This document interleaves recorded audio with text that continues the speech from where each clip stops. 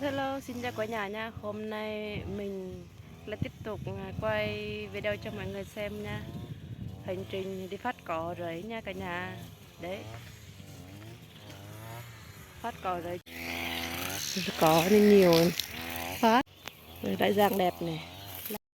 Qua bụi tre này đẹp nè cả nhà. Ui đẹp. Coi thử Japan có còn nước không nhá. Mùa này mùa nắng.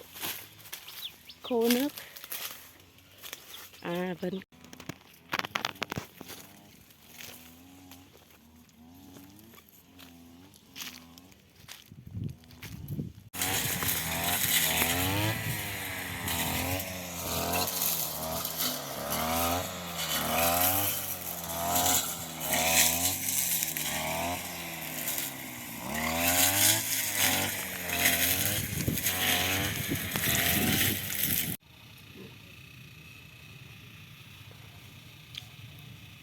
vô rồi.